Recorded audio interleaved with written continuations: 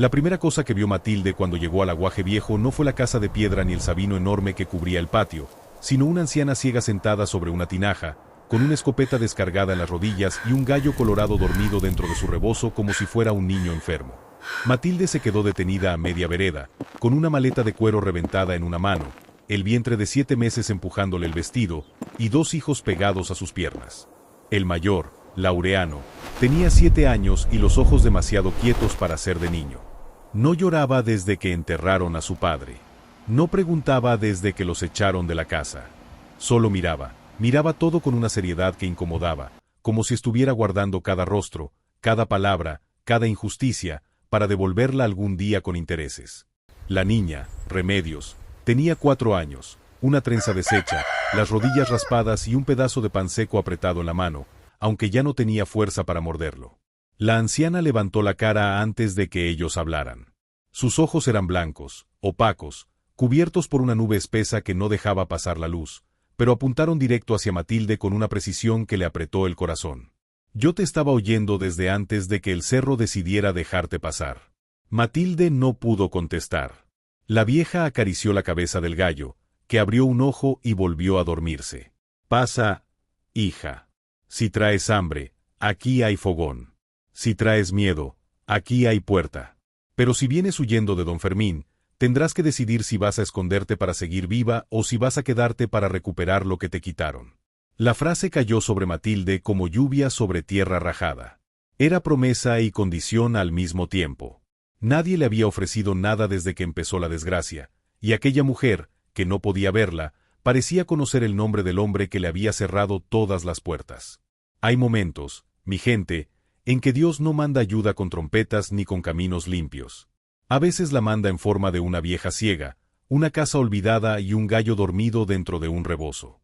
Y uno entiende, porque hay cosas que se entienden con el pecho y no con la cabeza, que cuando la esperanza se está acabando, todavía puede aparecer alguien que nos estaba esperando sin saber nuestro rostro. Si tú crees que Dios a veces pone a la persona indicada en nuestro camino justo cuando la esperanza se está acabando, déjame tu like ahora. Suscríbete aquí al canal Cuentos de Novelas.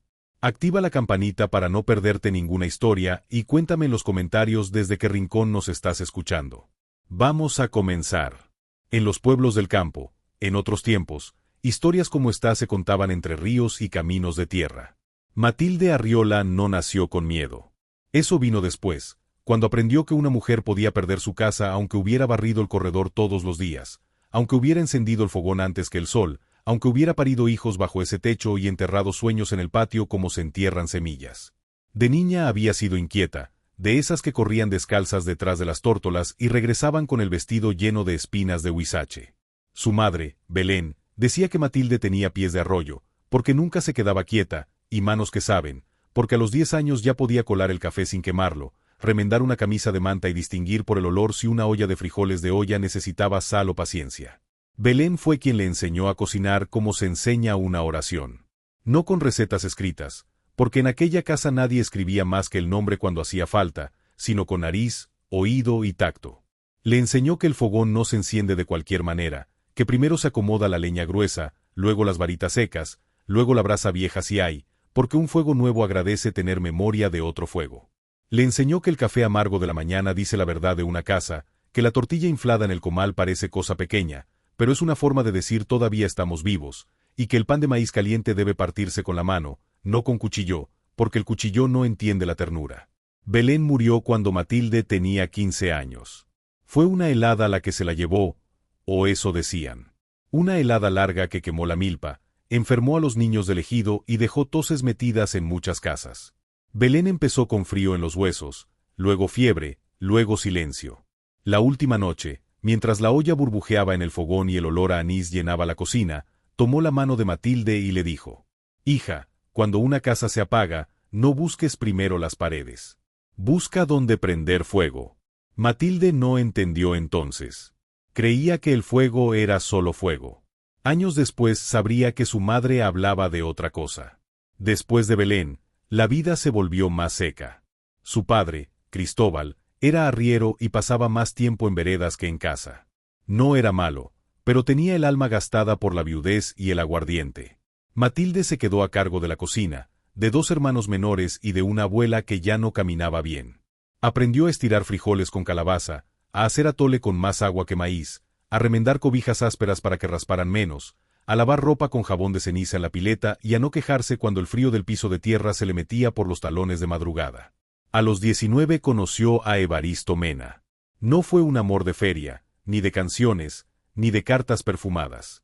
Evaristo era peón de temporal, hombre de pocas palabras y muchos hechos, con cuero grueso en las manos y una forma de mirar que no invadía.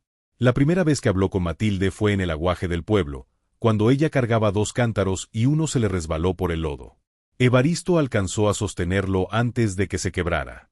«Pesa mucho». Matilde le respondió sin agradecer de inmediato. «No más que todos los días». Él sonrió apenas. «Entonces déjeme cargar uno hoy». No dijo que ella era débil. No dijo que él podía con todo. Solo tomó un cántaro y caminó a su lado, guardando una distancia respetuosa. Eso, para Matilde, valió más que cualquier flor. Se casaron al año siguiente, con permiso de Cristóbal y sin fiesta grande. Hubo frijoles espesos, tortillas, café recién colado y un pan de maíz que Matilde preparó con piloncillo. Evaristo llevó a vivir a Matilde a una casa pequeña en la orilla de San Miguel de los Fresnos, tierra que había sido de su abuelo, según decía su familia, aunque el papel no estaba en sus manos. Esa fue la primera sombra que Matilde no supo mirar. En los pueblos, mi gente, muchas familias viven sobre tierra que sus abuelos trabajaron, pero cuando llega un hombre con sello, sombrero fino y juez de compadre, de pronto la tierra de toda una vida se vuelve prestada. Durante los primeros años, la casa fue pobre pero tibia. Tenía paredes de adobe, techo de tejabán, un corredor donde Evaristo colgaba sus herramientas, una alacena hecha con tablas viejas y un nopal grande junto a la tranquera. Cuando nació Laureano, Evaristo lloró afuera del cuarto para que nadie lo viera. Cuando nació Remedios, salió al potrero y cortó flores amarillas de matorral, todas maltratadas por el viento, pero las puso en una tinaja como si fueran rosas de iglesia. Laureano fue un niño callado desde el principio. No era triste, no todavía. Solo observador. Se quedaba mirando las brasas como si dentro hubiera historias. Remedios era lo contrario. Hablaba con las gallinas, con las ollas de barro, con las sombras largas del candil. Una vez le dijo a una tortilla que se inflara porque su papá tenía hambre, y la tortilla se infló justo en ese momento. Evaristo dijo que la niña mandaba más que el comal. Matilde rió tanto que se le salió el café por la nariz, y Laureano, que casi nunca reía fuerte, soltó una carcajada pequeña que dolía de lo bonito. Esos fueron años de pobreza sencilla, que no es lo mismo que miseria. Había trabajo. Había temporal bueno y temporal malo. Había sequía, helada, deudas pequeñas, pero también había noches donde el fogón encendido hacía que la casa oliera a leña quemada, café, frijoles de olla y jabón de ropa secándose junto al corredor. Había colchón delgado, sí, pero también había brazos donde dormir. Había cobija áspera, pero también calor humano. Todo empezó a romperse cuando don Fermín Valdovinos puso los ojos sobre el aguaje de abajo. Don Fermín no era el hombre más rico de la región, pero sí el más paciente para quitar. Tenía tierras al otro lado del cerro, ganado en potreros secos, peones endeudados y un modo de hablar dulce que dejaba sabor amargo. No gritaba. No necesitaba. Saludaba con respeto, prestaba maíz, fiaba sal, pagaba misas por difuntos ajenos, y poco a poco iba metiendo su nombre donde antes había nombres de otros. La gente es así, mi gente. A veces le teme menos al cuchillo que a la mano amable que lo esconde. Evaristo empezó a preocuparse cuando un agrimensor llegó al ejido con cintas, papeles y 2 hombres de don Fermín. Midieron linderos que nadie les pidió medir. Pusieron marcas de caliche en piedras antiguas. Dijeron que era para actualizar. Esa palabra, actualizar, sonaba limpia, pero Evaristo volvió esa tarde con la cara cerrada. Algo quieren. Matilde estaba colando el café. ¿Qué cosa? El aguaje. ¿Por qué? Porque no se seca ni en sequía. El aguaje de los Fresnos era una poza baja, alimentada por agua que nacía bajo un sabino viejo y corría por una zanja natural hacia varias parcelas. No era grande, pero en años de temporal flojo mantenía viva la milpa, daba agua a animales y llenaba cántaros. La casa de Evaristo quedaba cerca de ese paso. Su abuelo, según contaban, había ayudado a abrir la zanja con otros hombres del ejido. Pero los papeles de esa época se habían perdido en una quema de archivo, o eso decían los que necesitaban que se hubieran perdido. Evaristo empezó a buscar documentos. Fue a la parroquia, a la presidencia, al archivo de San Lucas, a la casa de un notario viejo que apenas veía. Regresaba con polvo en los zapatos, frustración en la boca y noticias incompletas. Una noche, Matilde lo encontró sentado frente al baúl, revisando una carta amarillenta de su abuelo. ¿Qué buscas? La prueba. ¿De qué?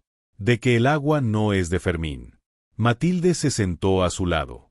¿Y si no aparece? Evaristo tocó la carta con los dedos. Entonces va a aparecer la desgracia. A las pocas semanas, Evaristo murió. Dijeron que fue accidente. Dijeron que la mula se espantó en la vereda del cerro, que él cayó mal, que se golpeó la cabeza contra una piedra. Dijeron lo mismo con tanta rapidez que Matilde entendió que alguien había repartido la explicación antes de que ella pudiera hacer preguntas. Evaristo fue encontrado cerca del barranco de las Lajas, con el morral abierto y sin los papeles que llevaba. La mula apareció 2 días después, tranquila, pastando junto al fresno del camino, sin rasguño, sin señal de espanto. Saber no es poder probar. Esa fue la primera cadena de Matilde. La segunda vino con la deuda. Don Fermín apareció al tercer día del velorio, vestido de negro, con sombrero en la mano y voz de pesar.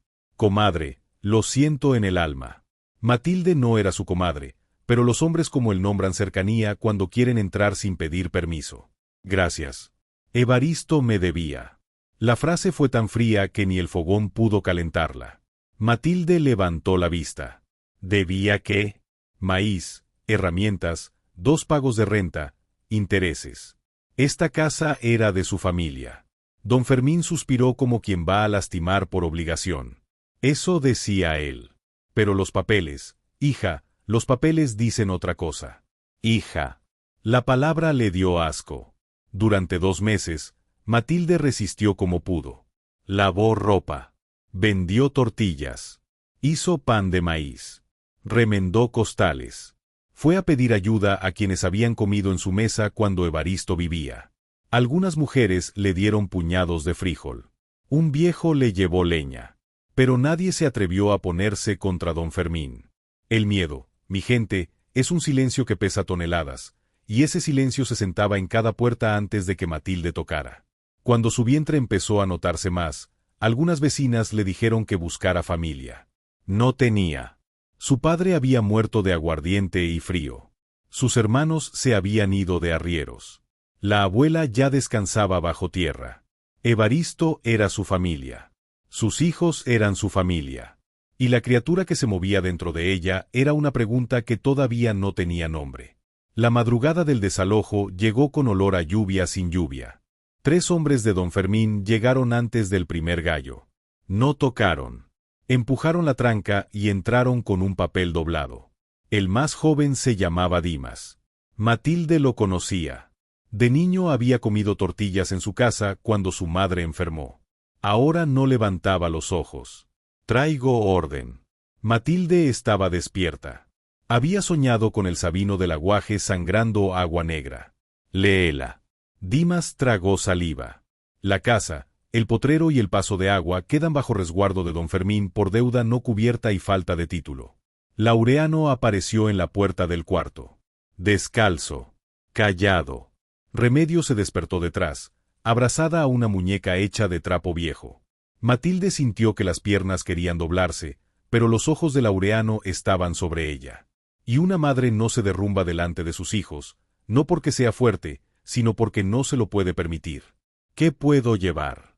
Dimas miró al capataz mayor. El capataz escupió al suelo. Ropa.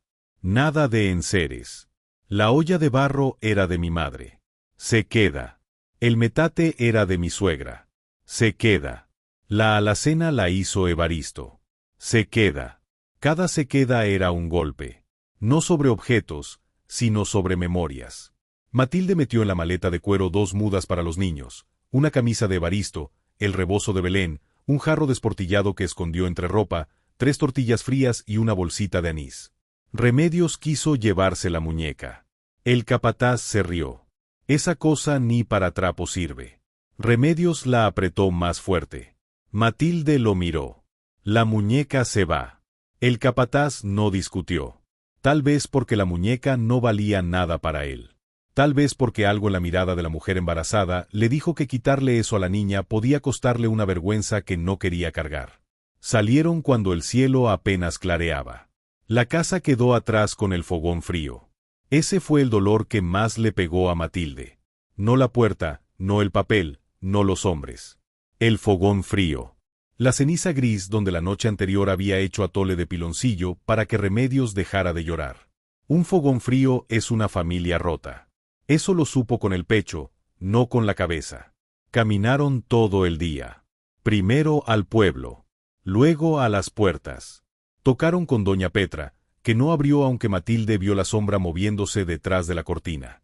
Tocaron con el maestro Lázaro, que dijo que su esposa estaba enferma y no podían recibir más problemas. Tocaron con una prima de Evaristo, que lloró al verlos, pero solo les dio agua y cerró antes de que su marido volviera. Tocaron con el padre Hilario, que les dio una bendición, un pan duro y una frase que a Matilde le supo a tierra. Dios proveerá. Matilde miró a sus hijos. Dios también usa manos, padre. El sacerdote bajó la mirada. No tuvo respuesta. La quinta puerta fue la peor. Un arriero de paso abrió, miró el vientre de Matilde, miró a los niños, miró la maleta. Puedo hacerles lugar. No lo dijo como quien ofrece techo. Lo dijo como quien mide precio. Sus ojos se detuvieron donde no debían. Laureano lo entendió antes que su madre quisiera aceptarlo. El niño se puso delante de ella, con los puños cerrados y la barbilla alta. El arriero soltó una risa. Valiente el escuincle. Matilde tomó a sus hijos y se fue sin responder. Hay puertas que no se cierran, una misma debe alejarse para no pagar con el alma. Durmieron bajo un fresno seco, envueltos en la cobija áspera. Matilde repartió las tortillas, la mitad más grande para Laureano, otra para Remedios, el pedazo menor para ella. Laureano partió el suyo y se lo dio a su madre. No tengo hambre. Matilde le sostuvo la mirada. No me mientas tan chiquito. El niño bajó los ojos. Usted también miente. Esa verdad, dicha sin maldad, le atravesó el pecho. Matilde tomó el pedazo y lo mordió para que él comiera el suyo. Remedios se quedó dormida con la muñeca bajo la cara y un hilito de saliva en la comisura. El bebé en el vientre se movió toda la noche, como si tampoco encontrara acomodo. Al amanecer, Matilde vio dos caminos. Uno bajaba hacia San Lucas, donde quizá nadie conocía a don Fermín. El otro subía hacia el Cerro del Sabino, un camino que la gente evitaba porque arriba estaba la casa del aguaje, una construcción vieja, de piedra, donde vivía una mujer ciega que, según algunos, había perdido los ojos por mirar una aparición. Otros decían que los perdió por cal viva cuando defendió a su marido. Otros que nunca fue ciega y fingía para oír mejor las mentiras.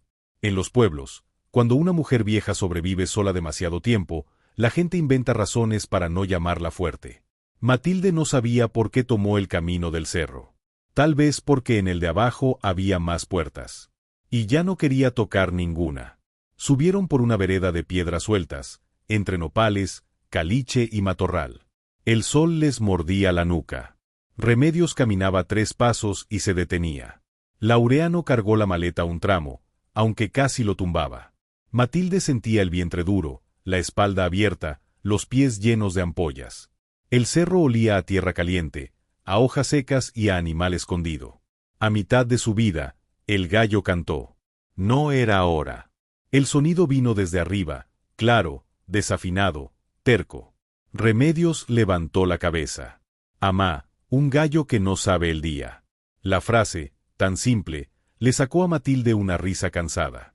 Laureano también sonrió, apenas, como quien no quiere que lo vean.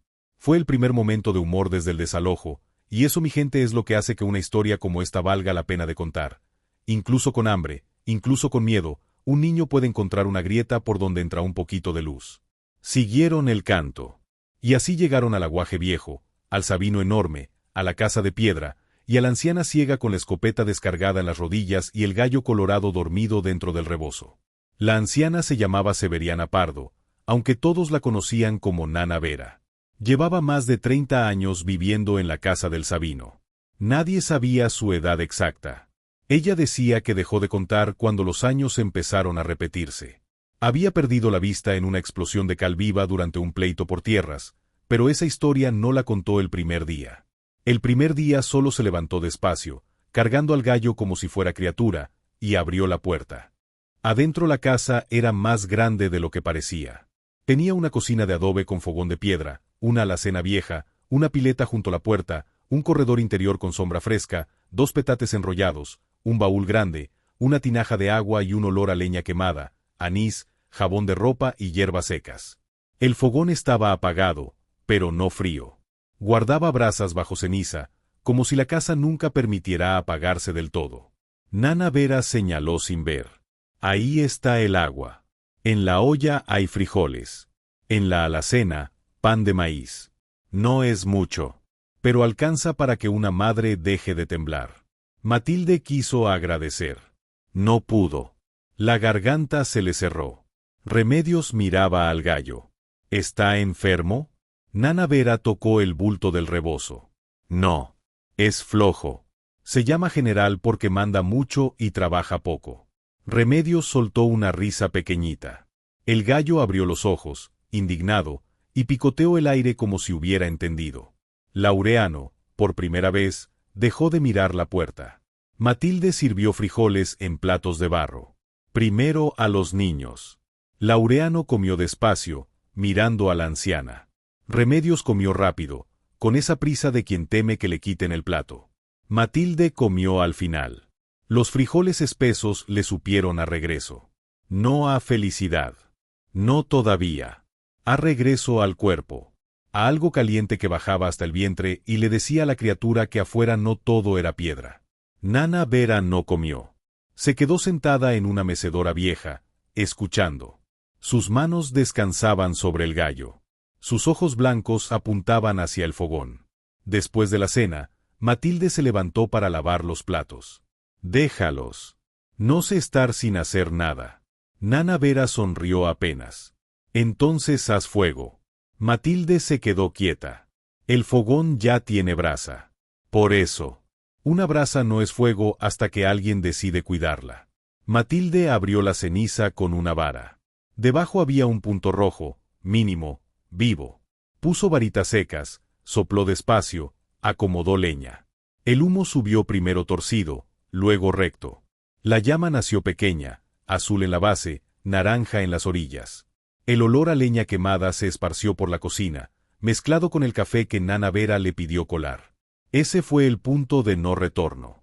Matilde no lo supo con palabras, pero lo sintió. Al encender ese fogón, dejó de ser una mujer de paso y empezó a ser algo más. No dueña. No todavía. Pero sí presencia. Calor. Mano. Cuidado.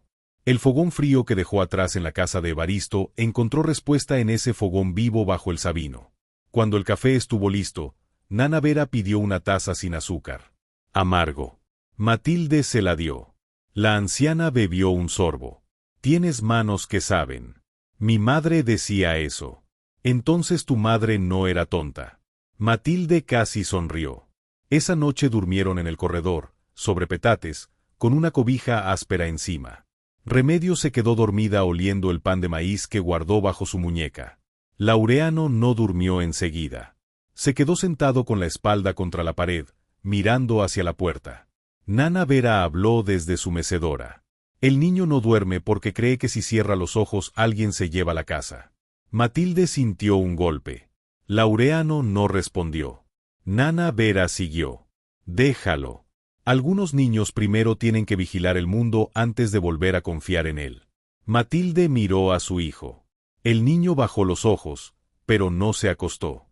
A medianoche, cuando el candil ya era una sombra pequeña y la lluvia empezó a golpear el tejabán con dedos suaves, Matilde despertó. No supo por qué. Luego oyó pasos. Laureano no estaba en el petate. Lo encontró en la cocina. Estaba de pie frente al fogón, con la camisa de Evaristo apretada contra la cara. No lloraba. Solo respiraba dentro de la tela, como si buscara el olor de su padre y no quisiera admitirlo. Tenía los pies descalzos sobre el piso de tierra frío. Las brasas le iluminaban el rostro. En la otra mano sostenía una piedrita lisa que había recogido en el camino, y la pasaba una y otra vez por el borde de la camisa, como un rezo sin palabras. Matilde no entró. Se quedó en la sombra. El ritual nocturno de su hijo era pequeño, silencioso y dolía de lo bonito y de lo triste. El niño no se permitía llorar de día. De noche respiraba la camisa de su padre, para no olvidar cómo olía un hombre que sí lo quiso. Matilde quiso correr a abrazarlo, pero algo la detuvo. Forzar el dolor de un niño es como abrir una flor con los dedos. Se rompe. Volvió al petate. A la mañana siguiente no dijo nada. Solo calentó atole de piloncillo y puso la taza de Laureano junto al fogón, donde pudiera beberla sin sentir que alguien lo miraba demasiado. Los primeros días en la casa del Sabino tuvieron la extrañeza de los refugios que todavía no saben si serán hogar. Nana Vera no preguntaba más de lo necesario. Matilde tampoco. La vieja se levantaba antes del amanecer, tomaba su bastón, su machete y salía al monte con el gallo general caminando detrás, como escolta ridícula. Regresaba con leña, hierbas, nopales tiernos, a veces huevos de gallina escondidos quién sabe dónde, a veces un conejo. Caminaba por la vereda como si sus ojos blancos vieran más que los de cualquiera. Matilde empezó limpiando la cocina. Sacó ceniza vieja, lavó las ollas de barro, ordenó la alacena, restregó la pileta con arena, colgó el rebozo de Belén junto al fogón. No pidió permiso para trabajar porque no sabía vivir de otra manera. Nana Vera no le dio las gracias. Solo dijo una tarde: «La casa huele distinto». ¿A limpio?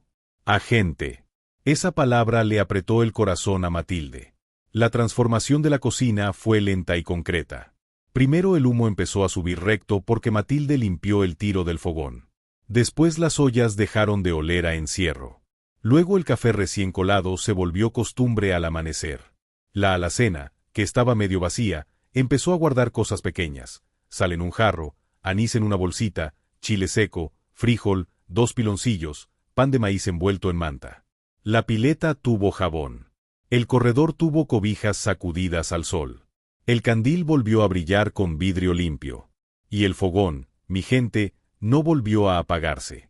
A veces eran brasas mínimas bajo ceniza. A veces llama grande. Pero siempre había calor. Y eso cambió a los niños antes que a los adultos. Remedios recuperó la voz primero. Empezó hablándole al gallo general, que se paseaba por la cocina con autoridad absurda. Una mañana, mientras Matilde amasaba, el gallo saltó sobre la mesa y metió una pata en la masa de pan de maíz. «General». El gallo sacudió la pata, salpicando masa en la pared. Remedios, muy seria, dijo: «No lo regañe, amá. Está ayudando con los pies porque no tiene manos». Nana Vera soltó una risa ronca que parecía no usaba desde hacía años. Laureano bajó la cabeza, pero se le movieron los hombros. Matilde quiso enojarse, pero la escena era tan tonta que terminó riendo también. El pan quedó con un hueco raro en medio, y Remedios dijo que era pan de gallo. Nana Vera se comió 2 pedazos. La primera cena verdadera llegó al 6º día. Matilde preparó frijoles de olla con epazote, tortillas recién hechas, nopal asado y café. No era banquete, pero había olor, calor, plato servido sin prisa. Remedios pidió repetir. Nana Vera comió en silencio, pero al final pasó el dedo por el plato para juntar el último caldo. Laureano comió despacio, como siempre. Al terminar, tomó un pedazo de tortilla, lo partió en 4 y dejó una parte junto al fogón. «¿Para quién es eso?», preguntó Remedios. «Para mi papá». El silencio cayó. Matilde sintió que el dolor podía romper la cocina. Nana Vera no dijo que los muertos no comen. No dijo que era tontería. Solo inclinó la cabeza. «Entonces ponlo cerca de la brasa. A los muertos buenos también les gusta el calor». Laureano la miró por primera vez de frente. No fue confianza completa. Fue una rendija. Y fue ahí que todo cambió. Matilde empezó a quedarse no solo por necesidad, sino por una tarea que no entendía todavía. Nana Vera le enseñó a reconocer hierbas, a cortar leña sin gastar fuerza, a distinguir el olor de la tierra antes de lluvia, a seguir el canto de la tórtola para ubicar el arroyo. Le enseñó que el aguaje de abajo nacía bajo el Sabino y no pertenecía a ningún hombre, aunque muchos hubieran intentado cercarlo. Le enseñó que el cerro tenía memoria.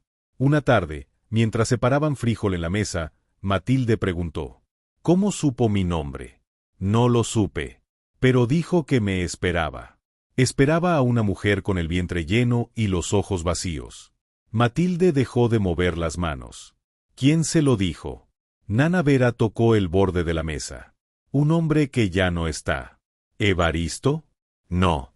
La anciana guardó silencio. Ese silencio fue una puerta cerrada. Matilde no insistió, pero la pregunta quedó abierta. Cada 10 días, algo nuevo aparecía sin respuesta.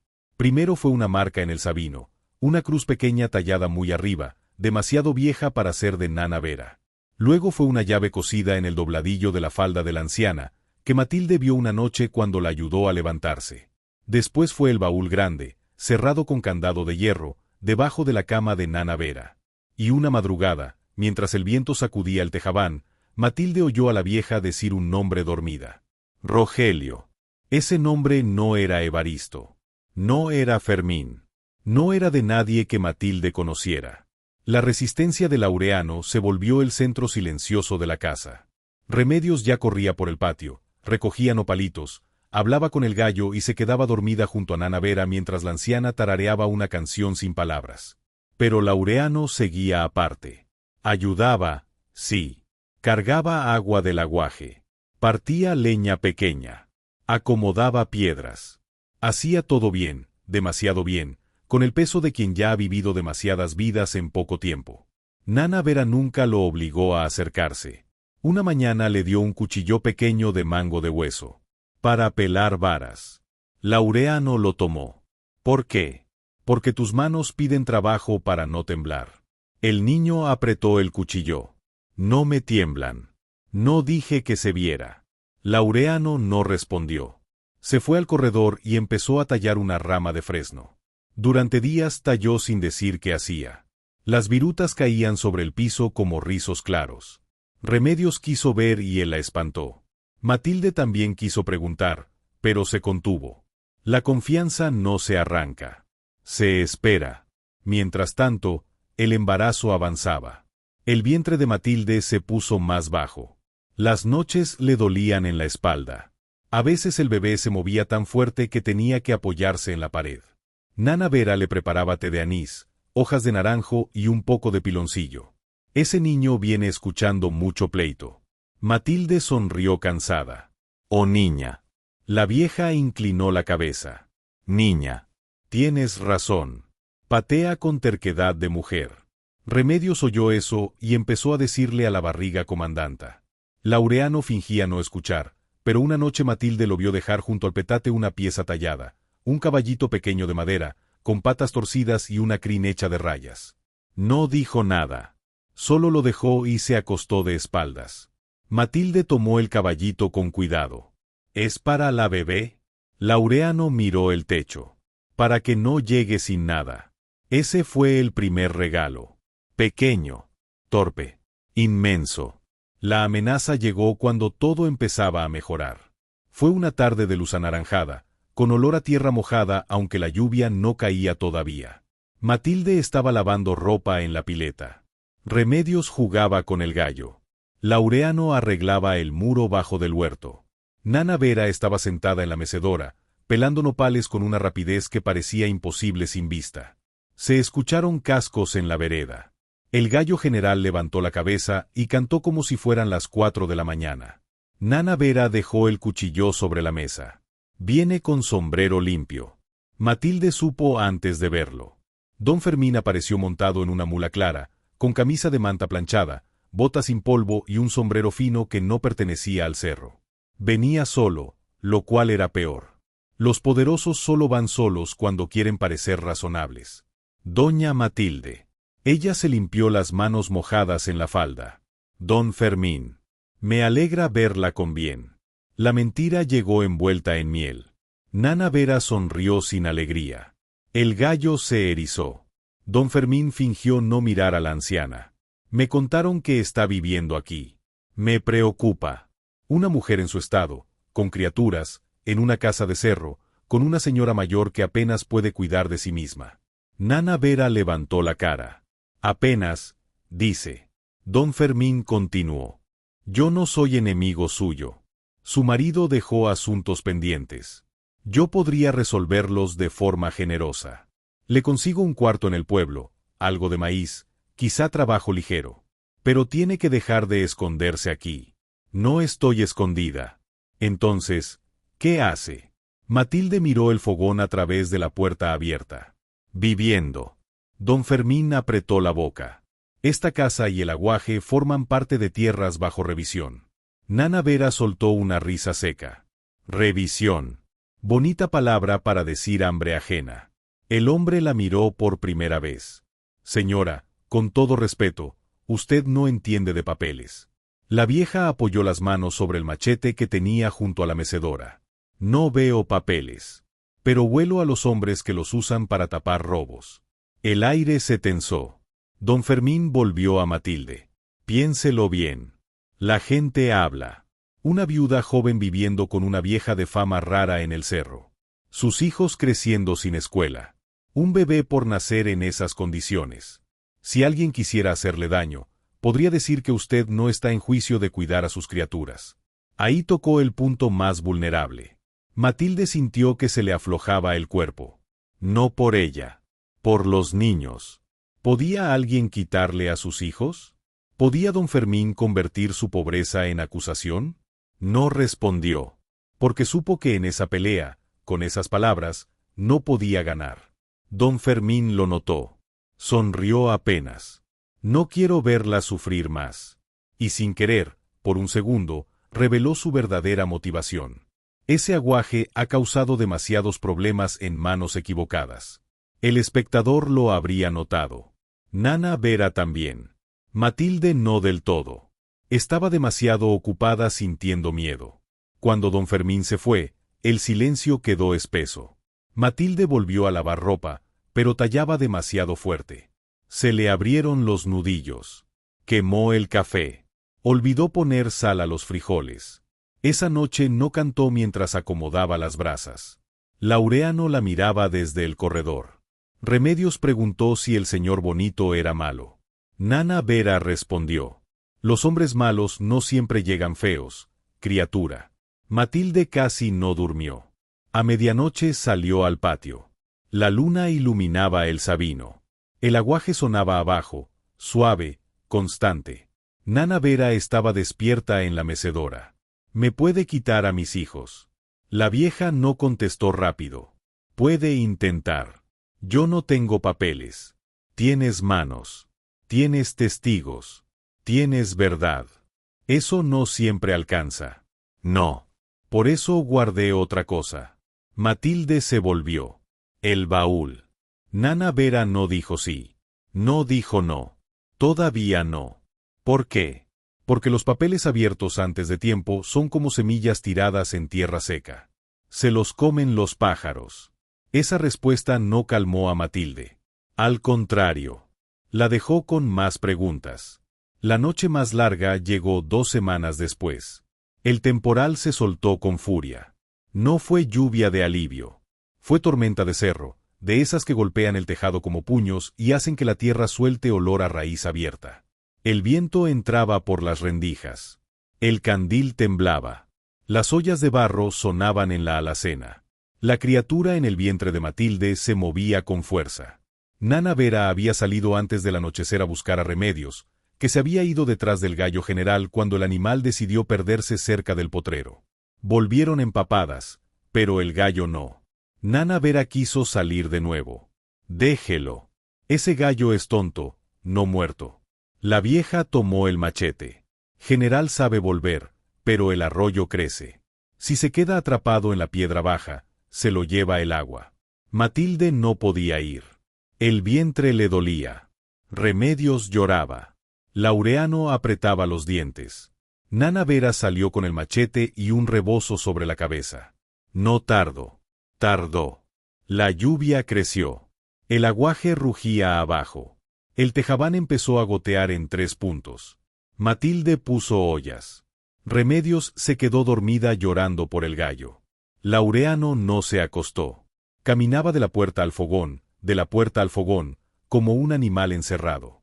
De pronto un trueno partió el cielo. Laureano se tiró al suelo. No fue susto normal. Fue pánico puro. Se metió debajo de la mesa, se cubrió los oídos y empezó a respirar como si no hubiera aire. Matilde quiso acercarse, pero el niño gritó. No. Ese grito no era para ella. Era para otra noche. Para otro golpe. Para el sonido que hizo la tierra cuando dijeron que su padre cayó. Para los hombres entrando antes del gallo. Para la casa quedándose atrás. Para todo lo que había guardado sin llorar. Matilde se sentó en el suelo, a 2 pasos de la mesa. No lo tocó. Aquí estoy. Laureano temblaba. Aquí estoy, hijo. Él apretó la camisa de Evaristo contra la boca. Los ojos estaban abiertos, pero no miraban la cocina. Matilde recordó a su madre Belén. Cuando ella era niña y tenía miedo de la helada, Belén se sentaba junto al fogón y cantaba siempre la misma canción. No era bonita. Era simple. Una tonada de molino, de pan, de agua. Matilde no la había cantado en años. Empezó muy bajo. Duérmete, brasa chiquita, que el viento no manda aquí. La noche toca la puerta, pero el fuego dice sí. La lluvia golpeaba el tejado. La madera crujía. El niño seguía temblando. Matilde repitió la canción. Una vez. 2. 3. Siempre igual. Sin acercarse. Sin exigir. Solo voz constante, como cuerda tendida sobre un pozo. Remedios despertó y no habló. Se sentó junto al fogón, abrazando su muñeca. La criatura en el vientre se calmó lentamente. Después de mucho rato, Laureano movió la mano. No salió. No habló. Solo empujó desde debajo de la mesa la piedrita lisa que siempre llevaba. La empujó hasta tocar la rodilla de Matilde. Ese gesto era tan pequeño que dolía exactamente por eso. Matilde tomó la piedra. Aquí está. Laureano susurró una sola palabra. Guárdela. Fue la primera vez que le pidió algo desde que murió Evaristo. Matilde cerró los dedos sobre la piedra. La guardo. El amanecer los encontró en el suelo. Matilde recargada contra la mesa, Remedios dormida sobre su falda, Laureano con medio cuerpo fuera del escondite, la mano tocando el borde del vestido de su madre. No abrazado. No todavía. Pero tocando. La puerta se abrió con el viento y Nana Vera entró empapada, llena de lodo, con el gallo general bajo el brazo. El animal estaba vivo, ofendido y cubierto de hojas. Nana Vera se quedó quieta. No vio la escena, pero la oyó. La respiración de los niños, el silencio del miedo ya gastado, la canción todavía flotando en la cocina. Entendió todo sin que nadie le explicara nada. Dejó al gallo en el piso. General sacudió las plumas y caminó directo hacia la olla de frijoles como si él hubiera sido el héroe de la noche. Remedios abrió los ojos. Está vivo. Laureano, todavía pálido, murmuró. Y con hambre. Fue una frase mínima, pero tenía humor. Tenía regreso. Matilde se cubrió la boca para no llorar. Nana Vera se sentó en la mecedora, agotada. Los gallos tontos siempre vuelven cuando huele a comida. El niño sonrió. No una sonrisa grande. No una sonrisa de niño recuperado de golpe. Fue apenas una esquina de la boca levantándose, con miedo de quedarse, como una brasa que duda antes de hacerse llama. Pero Matilde la vio. Y quien tiene ojos para ver sabe que ciertas sonrisas valen más que una cosecha entera. Después de esa noche, Nana Vera tomó una decisión. No abrió el baúl todavía. Primero bajó al pueblo. Matilde quiso acompañarla. No. Está llovido el camino. Por eso. Si me caigo, me levanto. Si tú te caes con esa niña en el vientre, nace en el lodo. ¿A dónde va? A ver a quien todavía tiene vergüenza. La anciana bajó con su machete, el bastón y el gallo siguiéndola a distancia prudente. Volvió al atardecer con un hombre viejo de sombrero deshilachado. Se llamaba don Anselmo Rivas, antiguo escribano del ejido, un hombre tan flaco que parecía hecho de varas secas y terquedad. Tenía ojos cansados, manos manchadas de tinta y una tos que le raspaba el pecho. Él sí sabe leer papeles sin vender el alma, dijo Nana Vera. Don Anselmo se quitó el sombrero frente a Matilde. Conocí a Evaristo. Su abuelo también. Y conocí a Rogelio Pardo. El nombre de la madrugada. Matilde miró a Nana Vera. La anciana se sentó. Rogelio fue mi hermano. El silencio llenó la cocina. Nana Vera contó la historia como quien saca espinas viejas una por una. Su hermano Rogelio había trabajado de ayudante en el archivo parroquial cuando era joven. Descubrió que las tierras del aguaje y varios potreros del ejido habían sido registradas falsamente por el padre de don Fermín. Antes de que pudieran denunciar, Rogelio fue perseguido. Logró sacar copias, planos, actas antiguas y un documento clave donde aparecían los nombres de las familias originales, entre ellas los Mena, la familia de Evaristo. Rogelio dejó los papeles con Vera porque nadie buscaría documentos en casa de una mujer ciega. Después desapareció. Nunca encontraron su cuerpo. Evaristo, años después, supo de esos papeles y subió 2 veces. La segunda vez dijo que necesitaba confirmar algo en San Lucas. No volvió. Matilde sintió que el aire se le iba. Don Fermín lo mató. Nana Vera no suavizó. Mandó hacerlo. Es distinto en ley, igual en pecado. Don Anselmo habló. Los papeles pueden devolver el aguaje y probar despojo. Pero hay que llevarlos al juez de distrito, no al juez local. El local come en la mesa de Fermín. Matilde tocó su vientre. ¿Cómo? En público. ¿Público? Don Anselmo tosió. Los papeles escondidos protegen. Los papeles leídos frente a testigos cambian el peso de las cosas. Nana Vera añadió la frase que se quedaría para siempre en Matilde. La verdad dicha en secreto consuela. La verdad dicha donde todos tiemblan libera. Esa fue la decisión. La reunión se convocó en la plaza el día de mercado. No fue formal al principio. Don Anselmo pidió leer un documento ante el comisariado. Nana Vera bajó del cerro con Matilde, los niños y el gallo general caminando detrás como padrino desordenado. Matilde llevaba el rebozo de Belén, el vientre grande, la maleta de cuero ya vacía, y en las manos el baúl pequeño donde don Anselmo había puesto las copias. Don Fermín llegó con su sombrero fino y su sonrisa dulce. Doña Matilde, qué bueno verla con mejor ánimo. Ella no respondió. El comisariado quiso apurar todo, pero la plaza se llenó. Había mujeres con canastos, peones, arrieros, niños, el padre Hilario, doña Petra, Dimas, el joven que la había desalojado. El aire olía a café, polvo, sudor y miedo. Don Anselmo leyó. Leyó actas antiguas. Leyó nombres. Leyó linderos. Leyó el origen comunal del aguaje. Leyó el registro falso que el padre de don Fermín había metido años después. Leyó la nota de Rogelio Pardo. Leyó la mención a la familia Mena. Cada palabra era una piedra sacada de encima de generaciones. Don Fermín intentó reír. Papeles viejos. Sin valor. Matilde habló entonces. No gritó. No insultó. Solo dijo la verdad donde todos podían escuchar. Si no valen, ¿por qué murió Evaristo buscándolos? La plaza quedó quieta. Don Fermín apretó la mandíbula. Cuide lo que dice. Matilde dio un paso. Usted me quitó la casa diciendo que no tenía papeles. Ahora que aparecen papeles, dice que son viejos. Entonces no le molestan los papeles. Le molesta que no estén a su nombre. Nadie respiró. La verdad no tuvo réplica. Don Fermín miró alrededor y vio algo que no esperaba. La gente no bajaba los ojos igual. Algunos todavía tenían miedo, sí, pero otros lo miraban. Dimas, el joven peón, dio un paso adelante.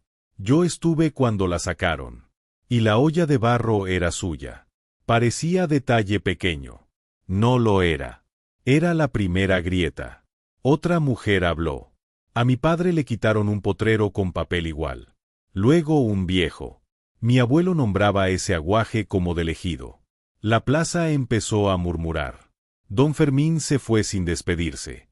No derrotado. Herido. Y los hombres heridos de orgullo suelen volverse peligrosos. Esa misma tarde, cuando volvieron al cerro, Matilde se sintió débil. El cuerpo le dolía. La niña en su vientre empujaba hacia abajo. Nana Vera lo notó. Te falta poco. Matilde se sentó bajo el sabino. Me da miedo que nazca aquí. Aquí nacen hasta los aguajes. No es lo mismo. No. Los niños gritan más. Matilde rió a pesar del cansancio. La propuesta llegó en el lugar menos esperado, junto a la pileta, mientras ella lavaba las vendas que había usado para cubrirse los pies y don Anselmo reparaba la tranca de la puerta porque decía que una casa con mujeres y niños debía cerrar bien aunque no debiera temer. Don Anselmo no era pretendiente. Era viejo, sabio, testigo. La propuesta no fue de amor, sino de futuro. La casa necesita padrino legal. Matilde no entendió. ¿Qué dice? Que mientras nace la criatura y se resuelve lo del juez, yo puedo firmar como testigo y protector del resguardo. No de usted. De los papeles. Del aguaje. De esta casa. Para que Fermín no diga que una mujer embarazada fue manipulada por una vieja ciega. Nana Vera, desde la mecedora, gruñó. Vieja ciega sí soy. Manipuladora, cuando hace falta. Don Anselmo no se rió, pero sus ojos sí. Matilde lo miró. ¿Y por qué haría eso? El viejo apoyó la herramienta. Porque una vez no lo hice. Cuando Rogelio vino a pedirme ayuda, tuve miedo. Le dije que esperara. Él no llegó a viejo por mi miedo. No voy a repetir mi cobardía con usted. Matilde sintió respeto. No por un hombre perfecto, sino por uno capaz de nombrar su falla. Aceptó. Esa noche, Laureano dio el regalo más poderoso. No fue el caballito. No fue la piedra. Fue algo que nadie esperaba. Sacó de debajo de su petate una tablita tallada durante semanas. Era una maqueta pequeña del aguaje, el Sabino, la casa, el canal, las piedras, la vereda. En un extremo había tallado la figura de un gallo diminuto. En otro, una mujer con rebozo y vientre grande. Pero lo más importante estaba debajo, una cavidad secreta donde había guardado la camisa de Evaristo doblada y una nota que Micaela no existía. Aquí era Laureano, no sabía escribir completa, pero había marcado con carbón 3 palabras que Nana Vera le enseñó. Aquí esperamos todos.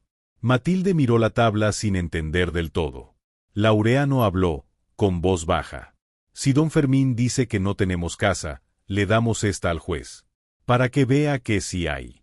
A Nana Vera se le humedecieron los ojos blancos. Don Anselmo giró la cara. Pero el giro inesperado fue que Dimas, el joven peón de don Fermín, llegó esa misma noche al cerro. Traía una bolsa de manta. Laureano se puso delante de su madre. Dimas levantó las manos. No vengo a hacer daño. ¿Qué quieres? El joven sacó de la bolsa una hebilla de cinturón, un pañuelo con sangre vieja y un hilo rojo amarrado. Evaristo traía esto cuando lo hallaron. El capataz lo guardó. Yo lo robé. Matilde se quedó sin aire. Dimas bajó la cabeza. Yo no lo maté, pero ayudé a callar. Mi madre está enferma. Le debo a Fermín. Siempre le he debido. No digo esto para que me perdonen. Lo digo porque el niño me miró en la plaza como si todavía pudiera escoger. Laureano lo miraba. Dimas dejó los objetos sobre la mesa. El hilo rojo era de Evaristo. Matilde lo reconoció. Ella se lo había amarrado la noche antes de que fuera a San Lucas. Laureano tomó el hilo y, por primera vez desde que murió su padre, sonrió completo. No de alegría limpia. De alivio roto. Sus labios se abrieron apenas, los ojos se le llenaron de agua, la barbilla le tembló, y la sonrisa salió como sale el sol después de una helada, débil, dorada, imposible de apurar. Mi papá no se fue. Matilde lo abrazó. Esta vez él no se apartó. Ese regalo conectó el pasado con el futuro. Y también tocó al antagonista, porque Dimas aceptó declarar. Don Fermín ya no enfrentaría solo papeles viejos. Enfrentaría la voz de uno de sus propios hombres. La niña nació 3 días después. Fue de madrugada, con lluvia suave y olor a tierra mojada. Nana Vera recibió a la criatura con manos firmes. Remedios sostenía agua tibia. Laureano esperaba en el corredor, tallando sin mirar.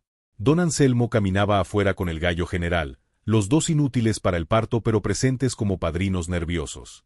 La bebé nació pequeña, roja, furiosa, con un llanto que llenó la casa. Nana Vera la puso sobre el pecho de Matilde. Terquedad de mujer, dije. ¿Cómo se llamará?, preguntó Remedios. Matilde miró a Laureano, que entró despacio. Él dijo: esperanza. Nadie discutió. Porque Dios escribe derecho en renglones torcidos, y aquella niña había nacido en una casa donde todos habían llegado huyendo, pero ya nadie quería irse. El proceso legal duró meses. No fue rápido ni limpio. Don Fermín movió influencias, negó todo, acusó a Matilde de robo, a Nana Vera de brujería, a don Anselmo de viejo resentido y a Dimas de traidor. Pero los papeles fueron llevados al juez de distrito. Dimas declaró. Otros hablaron. La maqueta de Laureano, aunque no era prueba legal, fue puesta sobre la mesa durante una audiencia porque el juez preguntó dónde estaba el aguaje. Don Anselmo, con una solemnidad tremenda, dijo: el niño lo explica mejor que nosotros. Laureano mostró el canal, el Sabino, el lindero. Habló poco, pero claro. El juez lo escuchó. Don Fermín no pudo mirar al niño. Ese fue el primer castigo verdadero. La resolución llegó al final del temporal. El aguaje fue reconocido como bien común del ejido. La casa de Evaristo y el potrero fueron restituidos a Matilde como heredera de la familia Mena. Otros linderos quedaron en revisión. Don Fermín perdió más que tierra, perdió el miedo que la gente le tenía como si fuera parte del clima. Matilde pudo volver a su casa vieja. No volvió. Fue una tarde, miró el fogón frío, la alacena hecha por Evaristo, el nopal junto a la tranquera. Lloró allí. No de deseo, de despedida. Esa casa pertenecía a la mujer que fue antes de caminar al cerro. La mujer que estaba de pie ahora tenía otra raíz. Volvió a la casa del Sabino. Con los recursos de la restitución, reparó el techo, encaló las paredes, levantó una habitación para los niños y otra para Nana Vera, que protestó porque decía que con su rincón bastaba. Matilde le puso ventana aunque la vieja no pudiera ver la luz. Una casa sin ventana es una casa sin esperanza, dijo. Nana Vera tocó el marco. Entonces que entre toda la que se pueda. La boda no fue inmediata. Y no fue de Matilde. Aquí la vida hizo algo que nadie esperaba. Don Anselmo, el escribano viejo, pidió matrimonio a Nana Vera. No por romance juvenil. No por soledad simple. Lo hizo una tarde bajo el Sabino, después de meses de ayudar con papeles, de reparar puertas, de leer cartas antiguas en voz alta, de tomar café amargo junto al fogón. Nana Vera estaba pelando nopales. Don Anselmo tenía su sombrero en las manos. Vea. ¿Qué rompiste? Nada. Entonces habla. El viejo tragó saliva. Pasé media vida teniendo miedo. Tú pasaste media vida guardando lo que otros no se atrevieron. No vengo a cuidarte porque no me necesitas. Vengo a preguntarte si me dejas envejecer en tu corredor, leyendo para ti lo que tus manos ya saben. Nana Vera se quedó quieta. ¿Y si roncas? Don Anselmo parpadeó. Ronco poco. Mientes. Sí. La vieja sonrió. Entonces trae tu petate. La boda fue simple y hermosa, con cada detalle cargado de significado. El vestido de Nana Vera era una falda azul que había pertenecido a su madre y que Matilde remendó con hilo blanco. No llevaba velo. Llevaba el machete limpio al cinto, porque dijo que una mujer no deja su historia en la puerta de la iglesia.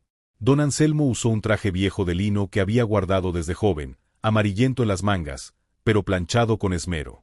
No escondió que era viejo, ni que cojeaba, ni que había sido cobarde una vez. Dijo sus votos con voz temblorosa.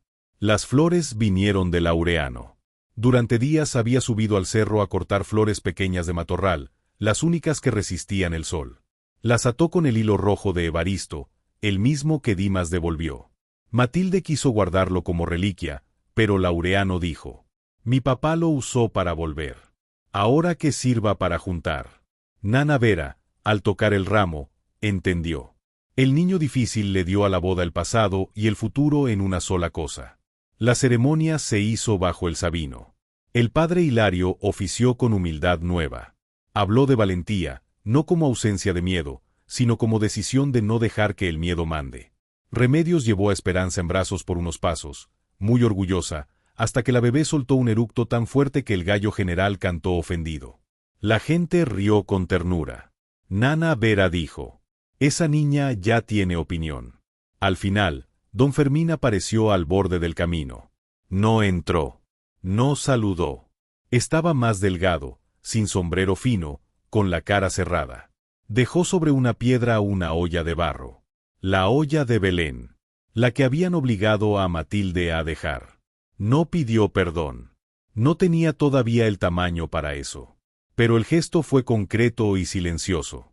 Matilde caminó hasta la piedra. Tocó la olla. Estaba entera. Don Fermín ya se había ido.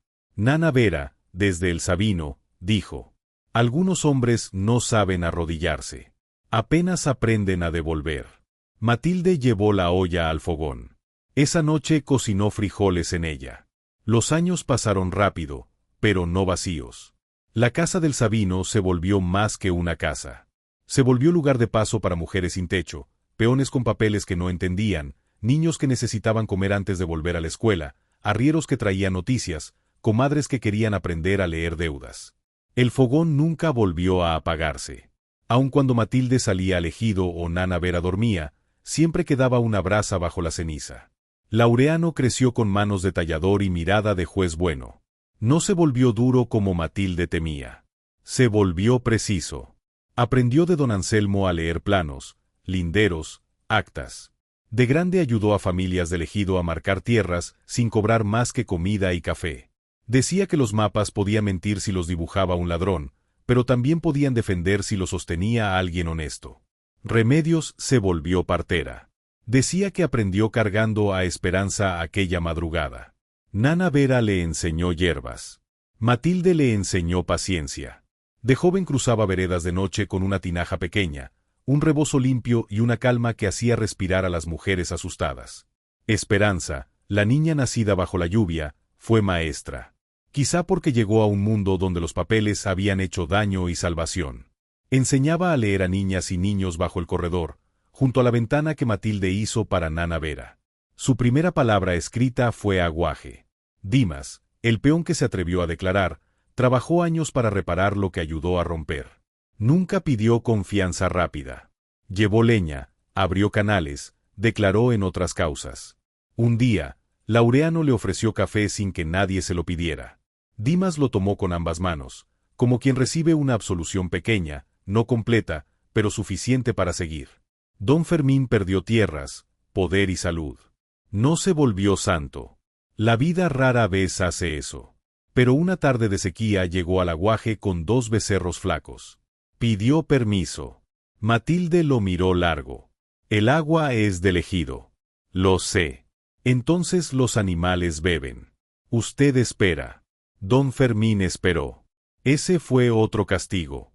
Nana Vera murió muy vieja, en su mecedora, con el gallo general ya muerto hacía años y enterrado bajo el nopal porque Remedios insistió en que merecía descanso militar. La anciana se fue una madrugada tranquila, después de pedir café amargo y tocar el machete por última vez. Don Anselmo le leyó una oración. Ella dijo: no leas tan triste. No me estoy perdiendo. Llámese el camino. Murió antes de que amaneciera. La enterraron bajo el Sabino, cerca del aguaje. En la piedra, Laureano talló: Vera Pardo. Mujer de manos ásperas y corazón manso. Vio más que todos. Don Anselmo vivió 3 años más. Cada tarde se sentaba junto a la tumba y le leía papeles, cartas, noticias del ejido, como había prometido. Cuando murió, pidió quedar junto a ella. En su piedra, Esperanza escribió: aprendió tarde, pero aprendió. Matilde envejeció en la casa del Sabino. Su cabello se volvió blanco. Sus manos, que habían cargado cántaros, hijos, ollas, papeles y duelos, se hicieron nudosas. Pero seguían sabiendo. Todavía colaba el café al amanecer. Todavía revisaba que el fogón tuviera brasa. Todavía tocaba la olla de Belén antes de preparar frijoles en días de reunión. Una tarde, muchos años después, una mujer joven llegó por la vereda con 2 niños y una maleta de cuero. La escena era tan parecida que Matilde tuvo que apoyarse en el marco de la puerta. La mujer venía embarazada, con los pies llenos de polvo, los ojos vacíos y un niño de mirada quieta caminando a su lado. Una niña pequeña cargaba una muñeca sin brazo. La mujer se detuvo frente al Sabino. Me dijeron que aquí ayudan. Matilde sintió a Nana Vera en el viento, a Belén en el fogón, a Evaristo en la camisa guardada, a Laureano niño empujándole una piedra, a Remedios riendo del gallo, a Esperanza llorando recién nacida. Todo volvió en un instante. Abrió la puerta. Aquí primero se prende el fogón. La mujer empezó a llorar. Matilde le tomó la maleta. Después se come. Luego hablamos. Si vienes con hambre, hay frijoles. Si vienes con miedo, hay puerta. Pero si vienes huyendo de un hombre que cree que el mundo le pertenece, tendrás que decidir si vas a esconderte para seguir viva o si vas a quedarte para recuperar lo que te quitaron. La frase del principio volvió transformada por el tiempo. Ya no la decía una anciana ciega a una viuda perdida. La decía Matilde, con la voz de todas las mujeres que la habían sostenido. Esa noche, el fogón ardió fuerte. La casa olió a leña quemada, café, pan de maíz caliente y agua de pozo. Afuera, el sabino movía sus ramas sobre el aguaje. Adentro, los niños nuevos comían en silencio, como comen los que vienen de pasar hambre. Matilde no los apuró. Sabía que la confianza entra primero por la boca, luego por las manos, y mucho después por el corazón. Se sentó en la mecedora de Nana Vera. El niño de la mujer nueva miraba la puerta sin parpadear. Matilde reconoció esa mirada. El peso de quien ya ha vivido demasiadas vidas en poco tiempo. No le dijo que dejara de vigilar. Solo puso una taza de atole cerca de él. Cuando quieras, está caliente. El niño no respondió. Pero al rato tomó la taza. Matilde sonrió. Empezar de nuevo no es debilidad. Es lo más valiente que existe. Es caminar con una maleta rota y 2 hijos agarrados a la falda. Es aceptar frijoles de una desconocida cuando el orgullo ya no alimenta. Es encender un fogón ajeno hasta que la casa reconoce tus manos. Es esperar a que un niño deje una piedra en tu rodilla para decirte que todavía confía un poquito. Es leer papeles que otros usaron para asustarte y convertirlos en defensa. Es aprender que familia de verdad no es solo la de sangre, sino la que te abre la puerta cuando todos la cierran. Porque Dios a veces cierra puertas para que uno encuentre la ventana. Y a veces esa ventana está en una casa de piedra, bajo un sabino, junto a una anciana ciega que sostiene un gallo dormido y dice que te estaba esperando. Hay dolores que solo pasan cuando uno los comparte con alguien que entiende, y hay historias que se vuelven refugio para otros cuando una mujer decide no dejar que su sufrimiento termine solo en sufrimiento. Si esta historia te tocó el corazón como me tocó a mí al contarla, déjame tu like ahora. Suscríbete aquí al canal Cuentos de Novelas. Activa la campanita y compártela con alguien que necesita escuchar que empezar de nuevo no es debilidad, es lo más valiente que existe. Cuéntame en los comentarios cuál fue el momento que más te apretó el pecho. ¿Fue cuando Matilde llegó al aguaje y Nana Vera le dijo que la estaba oyendo desde el cerro? ¿Fue cuando Laureano empujó su piedrita hacia su madre en medio de la tormenta? ¿O fue cuando don Fermín devolvió en silencio la olla de barro que le habían quitado? Quiero saber qué se quedó en tu corazón. Y recuerda siempre, mientras quede una brasa bajo la ceniza, una casa puede volver a encenderse y una familia puede volver a levantarse. Hasta la próxima historia. Quédate con Dios y que Él bendiga tu casa.